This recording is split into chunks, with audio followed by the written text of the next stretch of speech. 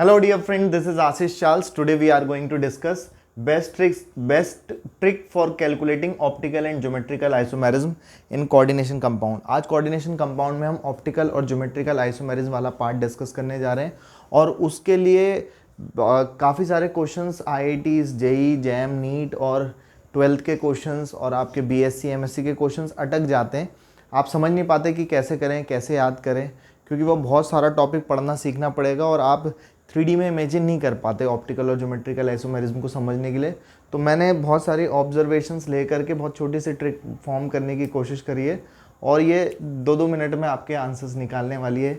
और ये वाली वीडियो हमारी सबसे बेस्ट वीडियो होने वाली है, क्योंकि ये बेस्ट ट्रिक मुझे लगी काफ़ी सारी जगह से देख करके बहुत सारे एग्जाम्पल्स को लेकर के बनाई गई है और लगभग सभी क्वेश्चंस को ये अप्लाई कर देगी। तो आओ सीखें। सबसे पहले कोऑर्डिनेशन केमिस्ट्री में आपके पास आइसोमेरिज्म सबको पता है, molecular formula same, physical chemical property different, और उस कॉन्सेप्ट के अकॉर्डिंग दो टाइप के आइसोमेरिज्म होती है, स्ट्रक्चरल और स्टीरियो। स्ट्रक्चरल में कोऑर्डिनेशन केमिस्ट्री में 5 टाइप की आइसोमेरिज्म चल रही होती है मेनली, और फिर आयनाइजेशन, हाइड्रेटेड, लिंकेज, कोऑर्डिनेशन और पोजीशन। और उसके बाद बारी आती है स्टीरियो आइसोमेरिज्म की। स्टीरियो आइसोमेरिज्म 2 ही टाइप की होती है, ऑप्टिकल और ज्योमेट्रिकल। स्टीरियो मतलब 3D स्पेस, तो लिगेंड मेटल से 3D स्पेस में किस तरीके से अरेंज रहता है, उस अरेंजमेंट के कारण डिफरेंट आइसोमर्स बनते हैं, मेनली 2 टाइप के, ऑप्टिकल और ज्योमेट्रिकल। कौन कितने ऑप्टिकल बनाएगा, कौन कितने ज्योमेट्रिकल बनाएगा, उसी पे हमारा क्वेश्चन है और उसे सीखने की कोशिश करेंगे। आओ सीखें। कोऑर्डिनेशन नंबर 4 के लिए देखो, कोई भी जब भी हमने कोऑर्डिनेशन केमिस्ट्री पे बात करते हैं तो ज़्यादातर नंबर ऑफ लिगेंड 6 या 4 ही चलते हैं, कोऑर्डिनेशन नंबर 4 या कोऑर्डिनेशन नंबर 6। अभी इस वीडियो में हम दोनों को ही कवर करेंगे और सारे के सारे क्वेश्चन, चाहे आप 12th के हो चाहे किसी भी लेवल के हों, वो सब आप इजीली अप्लाई कर पाएंगे। तो उसे सीखते हैं। तो हम अभी बात कर रहे हैं कोऑर्डिनेशन नंबर 4 पे। तो कोऑर्डिनेशन नंबर अगर 4 होता है तो कोऑर्डिनेशन केमिस्ट्री में 2 टाइप के हाइब्रिडाइजेशन बन सकते हैं। 4 उंगली खड़ी कर लेंगे, sp1 p2 p3। अगर हाई स्पिन बनते हैं और बाहर से जुड़ते हैं तो sp1 p2 p3 sp3 hybridisation होता है। और लिगेंड बहुत ज़्यादा स्ट्रॉन्ग फील्ड हो या मेटल का ऑक्सीडेशन नंबर ज़्यादा हो तो लो स्पिन कॉम्प्लेक्स बनते हैं, तो dsp1 p2, तब ज्योमेट्री स्क्वायर प्लेनर। अगर आपके पास हाई स्पिन और sp3 हाइब्रिडाइजेशन आता है तो ज्योमेट्री टेट्राहेड्रल फॉर्म होती है, और dsp2 हाइब्रिडाइजेशन आता है तो मॉलिक्यूल की ज्योमेट्री स्क्वायर प्लेनर बनती है। अब टेट्राहेड्रल ज्योमेट्री वाले जो हैं वो ऑप्टिकल भी शो कर सकते हैं, ज्योमेट्रिकल भी कर सकते हैं। देखते हैं तो आपके पास ज्योमेट्रिकल आइसोमेरिज्म बोला जाता है। आपके पास जनरली जब हम ऑर्गेनिक केमिस्ट्री में पढ़ते थे तो ये शर्त होती थी कि कार्बन डबल बॉन्ड कार्बन हो और 2 सेम ग्रुप हों। अगर वो 2 सेम एटम या ग्रुप सेम साइड होते थे तो आप उसे सिस कहते थे, और अगर वो अपोजिट साइड होते थे तब आप उसका नाम ट्रांस कहते थे। तो ऑर्गेनिक केमिस्ट्री तो चल नहीं रही है, ये तो हमारा कोऑर्डिनेशन केमिस्ट्री चल रहा है। तो इसमें हम सिस ट्रांस को कैसे देखते हैं, इसमें अगर मॉलिक्यूल की ज्योमेट्री टेट्राहेड्रल फॉर्म होगी तो उसको समझने के लिए हम एक एग्जांपल से समझने की कोशिश करते हैं। अगर मॉलिक्यूल की ज्योमेट्री टेट्राहेड्रल होगी, समझ भी लेते हैं, बाकी आंसर तो लग ही जाएंगे। ये टेट्राहेड्रल ज्योमेट्री इस तरीके की होती है, एक वी कुछ ऐसा और एक वी ऐसा। तो इनके बीच का बॉन्ड एंगल 109 डिग्री होता है, जबकि ट्रांसफॉर्म होने के लिए 180 डिग्री का फॉर्मेशन होना चाहिए। अगर तो ट्रांस वाले के लिए लिगेंड या जो ग्रुप हैं वो 180 डिग्री के एंगल पे होने चाहिए। तो टेट्राहेड्रल ज्योमेट्री में आपका सिस ट्रांस आइसोमर पॉसिबल नहीं हो पाता। इसका मतलब ज्योमेट्रिकल आइसोमेरिज्म नहीं बन पाती है। तो जो sp3 हाइब्रिडाइजेशन वाले होते हैं वो ज्योमेट्रिकल आइसोमेरिज्म शो नहीं करते, ख़त्म बात। अब दूसरी कंडीशन ये है कि ऑप्टिकल आइसोमेरिज्म शो कर सकते हैं। ऑप्टिकल आइसोमेरिज्म की शर्त ये होती है कि आपके पास मॉलिक्यूल नॉन प्लेनर होना चाहिए। जैसे आपके पास ये वाला मॉलिक्यूल कैसा है, नॉन प्लेनर टाइप होते हैं, एक प्लेन पे नहीं होते हैं टेट्राहेड्रल मॉलिक्यूल्स। तो नॉन प्लेनर होने चाहिए और साथ ही साथ प्लेन ऑफ सिमेट्री एब्सेंट होनी चाहिए। तो जो टेट्राहेड्रल कॉम्प्लेक्स हैं वो आपके कितने टाइप के बन सकते हैं, Ma4 टाइप। एग्जाम्पल के तौर पे मैं आपको लिख दूं NiCl4 2 नेगेटिव, कुछ इस टाइप का हमने एक कॉम्प्लेक्स ले लिया जिसमें मेटल एटम है M और A क्या है, लिगेंड है, और A4 मतलब सारे लिगेंड सेम है। तो अगर इस टाइप का कोई कंपाउंड बनेगा तो उस ये वाला टाइप। अब सोचो कि यहाँ पे चारों लिगेंड सेम है, 1 2 3 4, चारों के चारों सेम लिगेंड है। अगर लिगेंड सेम होंगे तो इसे आप कहीं यहाँ से काटो या यहाँ से ब्रेक करो तो ये तो कट जाएंगे और ये वाले एक दूसरे को रिफ्लेक्ट करेंगे। अगर कोई भी दो लिगेंड सेम आ जाते हैं तो उसमें प्लेन ऑफ सिमेट्री प्रेजेंट हो जाएगी और वो आपके पास ऑप्टिकल आइसोमेरिज्म को शो नहीं करेंगे, क्योंकि ऑप्टिकल आइसोमेरिज्म की दो कंडीशन क्या थी, molecule must be non planar होना चाहिए और दूसरी कंडीशन होती है आपके पास प्लेन ऑफ सिमेट्री एब्सेंट होनी चाहिए, मतलब आप उसे प्लेन से काटो तो वो दो इक्वल पार्ट में नहीं कटना चाहिए, तो प्लेन ऑफ सिमेट्री एब्सेंट होनी चाहिए। तो कहीं पे भी यहाँ पे देखो दो लिगेंड सेम है, यहाँ दो लिगेंड सेम है, यहाँ पे भी दो सेम लिगेंड है और A4 का मतलब तो सारे ही सेम लिगेंड हो गए। तो ये भी कोई भी ऑप्टिकल आइसोमेरिज्म शो नहीं कर पाता। अगर कोई कर पाएगा तो केवल और केवल ये वाले ऑप्टिकल आइसोमेरिज्म शो कर पाएंगे, क्योंकि ये मॉलिक्यूल कैसा टाइप मॉलिक्यूल है आपके पास, एक तो नॉन प्लेनर बनेगा टेट्राहेड्रल में और सारे लिगेंड अलग अलग टाइप के हैं। फॉर एग्जांपल जैसे हम एक लिख लेते हैं NiCl Br F और I, कुछ इस टाइप का एग्जांपल। MABCD और ABCD जब हम स्मॉल लेटर में लिखते हैं, कुछ बुक्स में कैपिटल में भी लिख लेता है, लेकिन स्मॉल लेटर में लिखते हैं तो वो मोनोडेंटेड लिगेंड को प्रेजेंट कर रहे होते हैं। तो केवल यही है MABCD टाइप वाले जिसमें एक मेटल हो और सारे लिगेंड अलग अलग टाइप हों, केवल वही मॉलिक्यूल क्या होंगे, ऑप्टिकली एक्टिव होंगे और ज्योमेट्रिकल तो कोई भी शो करता ही नहीं है। तो केवल एक ही है जो आपका क्या बनाएगा, ऑप्टिकल आइसोमर बनाएगा, और ऑप्टिकल में एक ये बनेगा और उसका मिरर इमेज भी बनेगा। तो ऑप्टिकल आइसोमर एक ऑप्टिकल आइसोमर वो वाला और उसका एक मिरर इमेज वाला, तो दो total number of optical isomer show कर सकते हैं, बाकी सब जीरो होते हैं। तो ये तो हो गई ख़त्म। कोऑर्डिनेशन नंबर 4 में sp3 वाले ज्योमेट्रिकल करते नहीं है, ऑप्टिकल भी सिर्फ एक करता है, जो कि कौन सा टाइप एग्जाम्पल हो गया, MABCD टाइप। आगे बढ़ जाते हैं। अब मॉलिक्यूल अगर आपके पास कोऑर्डिनेशन नंबर 4 है और स्ट्रॉन्ग फील्ड लिगेंड है और लो स्पिन बना रहे हैं तो DsP1P2, तो ज्योमेट्री बनती है स्क्वायर प्लेनर। अब स्क्वायर प्लेनर ज्योमेट्री जो होती है आपके पास वो कुछ इस तरीके की ज्योमेट्री होती है। यहाँ पे मेटल, यहाँ पे कुछ लिगेंड्स लगे हैं, इस टाइप के मॉलिक्यूल हैं। और अगर इस टाइप के मॉलिक्यूल हैं तो इसमें क्या होता है कि ऑप्टिकल आइसोमेरिज्म के लिए प्लेन ऑफ सिमेट्री एब्सेंट होनी चाहिए, जबकि ये अगर सेम लिगेंड हो चाहे डिफरेंट लिगेंड्स हों, एटम को हम या लिगेंड को या एटम को हम किसे मानते हैं, बॉल्स की तरह। एक बॉल, दो बॉल, तीन बॉल, चार बॉल और पांच बॉल। अगर मैं इसको ऐसे काट दूं तो ये सारे के सारे लिगेंड मतलब ये एटम्स हेमिस्फेयर में कट जाएंगे, आधे आधे कट जाएंगे, और कट जाएंगे तो इसमें क्या हो जाएगा, आपके पास पूरा का पूरा प्लेन ऑफ सिमेट्री प्रेजेंट होगी। एक प्लेन ऑफ सिमेट्री तो होगी, वैसे भी ये मॉलिक्यूल प्लेनर है, प्लेन ऑफ सिमेट्री प्रेजेंट होती ही होती है। तो प्लेन ऑफ सिमेट्री प्रेजेंट होगी तो ये वाले मॉलिक्यूल इसको ऑप्टिकल आइसोमेरिज्म को शो नहीं कर पाते हैं। तो ये वाली कॉन्सेप्ट हो जाता है कि ऑप्टिकल आइसोमेरिज्म शो नहीं करते हैं। अब बारी आती है कौन ज्योमेट्रिकल कर सकते हैं, क्योंकि अगर दो सेम लिगेंड यहाँ हुए तो सिस भी बन सकते हैं, अपोजिट हुए तो ट्रांस वाले सिस ट्रांस आइसोमेरिज्म हो सकती है, पॉसिबल है। अब देखो आपके पास अगर कोऑर्डिनेशन नंबर 4 है तो चारों लिगेंड आपको पहले एक जैसे, फिर आपने तीन एक जैसे एक अलग लिया, फिर दो एक जैसे दोनों एक जैसे, दूसरे वाले लिगेंड ए मतलब कोई अलग लिगेंड है, बी मतलब कोई अलग लिगेंड है। जैसे सपोज NiCl4 और NiCl2 और Br2, कोई ऐसा टाइप एग्जाम्पल हमने ले लिया, तो ये Ma2B2 टाइप एग्जाम्पल है। तो आपको पहचानना आना चाहिए किस टाइप का। फिर दो लिगेंड एक जैसे और ये बाकी के दो अलग अलग ले लिए, और यहाँ पे चारों के चारों अलग अलग।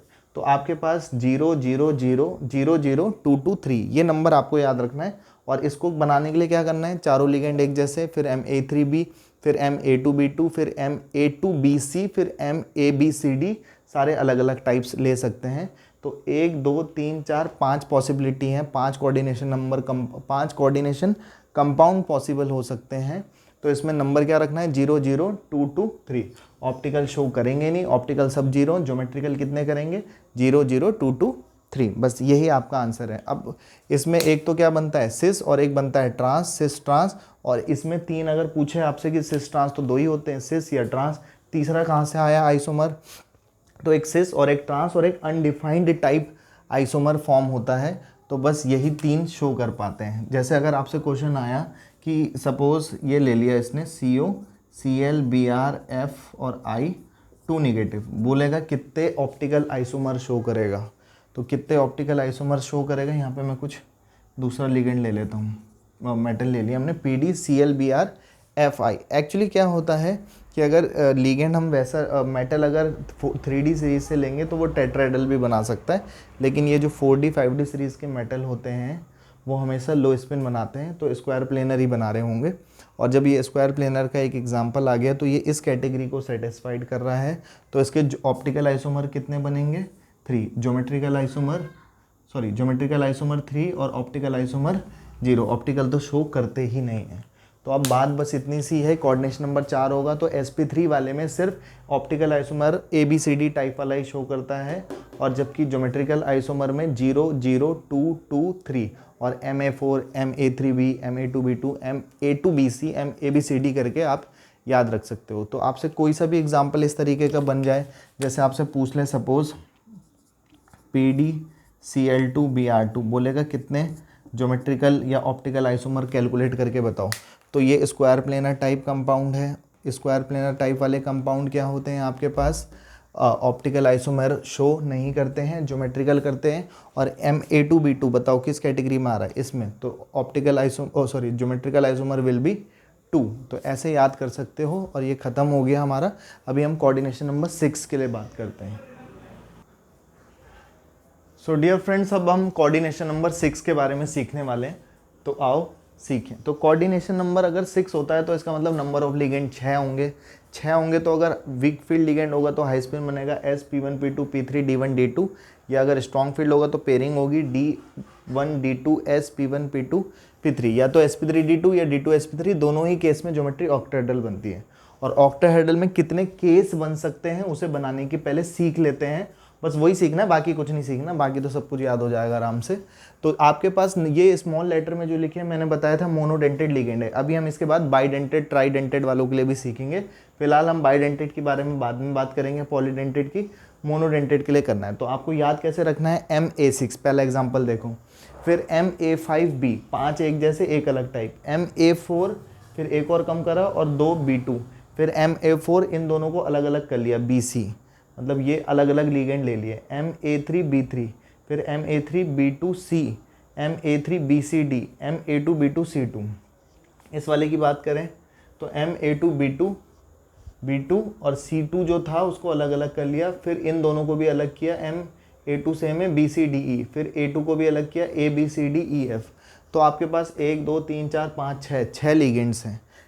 अभी क्वेश्चन करवाते, फिलहाल इसे समझ लेते हैं कि ये आपके ज्योमेट्रिकल आइसोमर कितने शो करते हैं। तो ज्योमेट्रिकल, क्योंकि ये मॉलिक्यूल कैसा होता है?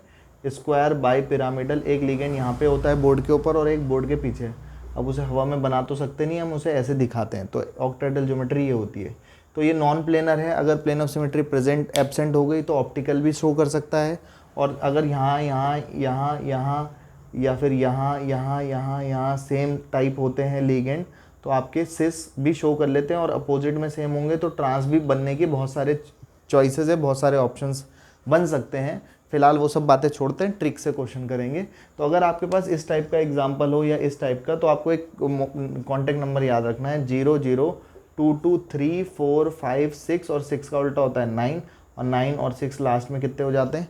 15। तो ज्योमेट्रिकल आइसोमर कितने कितने बनने हैं? 0 0 2 2 3 2 2 2 3 4 5 फिर 6 9 और 15।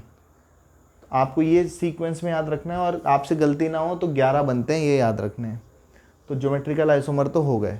अब यहाँ से लेकर के यहाँ तक सब ऑप्टिकल आइसोमर कोई शो नहीं करता है, 0 0 सब 0 0 शो करते हैं। अब बारी आती है ऑप्टिकल आइसोमर में, यहाँ 6 1 2 3 4 5 6 बार 0, फिर 2 2 2 2 और 4। इतने बड़े वाले का ऑप्टिकल आइसोमर पे कभी इतना बड़ा कॉम्प्लिकेटेड क्वेश्चंस नहीं बनता है। आप इतना याद रख लेना कि अगर इस टाइप का कोई एग्जांपल होगा तो वो ज्योमेट्रिकल ऑप्टिकल कितने शो करेगा? 2। इस टाइप का एग्जांपल होगा तो 2, और इस टाइप का एग्जांपल होगा तो 4। तो ऑप्टिकल और ज्योमेट्रिकल। अब टोटल कैसे कैलकुलेट करते हैं? तो 0 0 ऐड किया, टोटल 0, फिर यहाँ पे 2 + 0 2 2 + 0 2 2 + 0 2 3 + 0 3 4 + 2 तो 6 होता है। यहाँ पे 5 कैसे लिखा? एक्चुअली क्या होता है कि इनमें जो ज्योमेट्रिकल शो करता है वही ऑप्टिकल भी करता है। इसमें से एक वाला वही ऑप्टिकल भी करता है, वही ज्योमेट्रिकल भी करता है। तो उन दोनों को जब हम टोटल कैलकुलेट करेंगे तो आइसोमर आपके पास टोटल सिर्फ 5 ही आते हैं। तो क्योंकि 2 तो एक ही हो जाएंगे, तो आपके पास टोटल आइसोमर इस वजह से 5 बनते हैं। आपके पास इस अभी एक क्वेश्चन कराऊंगा फिर क्लियर हो जाएगा। 5 और 2 7 होते हैं, लेकिन 6 और 4 10 होते हैं, लेकिन टोटल आइसोमर ये होते हैं। अभी आपके पास एक एग्जांपल को समझने की कोशिश करते हैं। जैसे सपोज MA2 B2 और CD अलग अलग होने चाहिए। यहाँ पे सपोज मैंने ये एग्जांपल यहाँ पर आपके सामने ले लिया, F और ये क्या है आपके पास, तो MA2 B2 CD कौन से टाइप वाला है, 9th नंबर के एग्जाम्पल टाइप का है।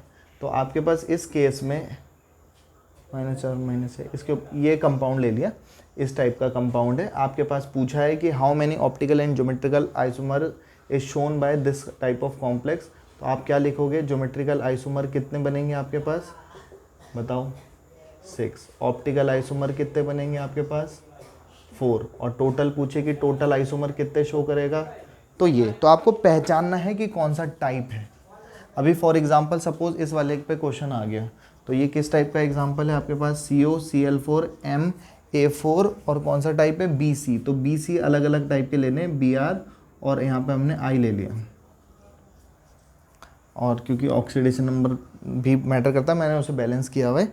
आपके पास MA4 BC टाइप वाला एग्जांपल है, 4 लिगेंड सेम और 2 अलग अलग होने चाहिए। तो दिख रहे होंगे 4 लिगेंड सेम 2 अलग अलग जैसे।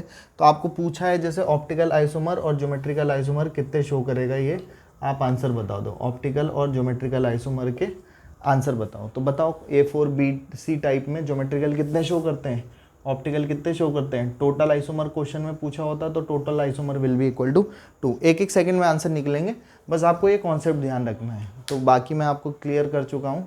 ये सभी जो हमने कोऑर्डिनेशन नंबर 4 और कोऑर्डिनेशन नंबर 6 के लिए किया है, ये सारे के सारे किस टाइप के कॉम्प्लेक्स हैं, किस टाइप के कैसे टाइप वाले हैं, मोनोडेंटेड लिगेंड वाले। और मोनोडेंटेड लिगेंड को स्मॉल लेटर में प्रेजेंट करते हैं, कुछ बुक्स में कैपिटल में भी प्रेजेंट कर लेते हैं। और अभी हम बाइडेंटेड लिगेंड के लिए नेक्स्ट वीडियो में देखेंगे सीखेंगे। और ये एक्चुअली में बहुत, आप पहले बहुत सारा पढ़ के अगर आपको कॉम्प्लिकेटेड फील होता तब इस ट्रिक की इंपॉर्टेंस समझ में आएगी आपको। वैसे ये बहुत ज़बरदस्त ट्रिक है, एक ही सेकंड में आंसर निकालेगी। एग्जाम्पल आएगा, क्वेश्चन आएगा, डायरेक्ट आंसर, क्वेश्चन आएगा, डायरेक्ट आंसर आप कर सकते हो। तो नीट IIT JEE 12th और मैंने पहले ही बता दिया BSc MSc के लिए भी बहुत इफ़ेक्टिव एग्जाम्पल्स वाले क्वेश्चन है। तो बाकी फ़िलहाल जी लो अपनी ज़िंदगी, नेक्स्ट वीडियो में पियेंगे आप लोगों का खून। Have a good day, good bye, good night, शुभ रात्रि। बाकी कोई डाउट होता है तो आप कमेंट करके पूछ सकते हैं, एक्सप्लेनेशन करना हो तो हमारी और वीडियोस देख सकते हैं इसी वाले टॉपिक की। बाकी हैव अ गुड डे।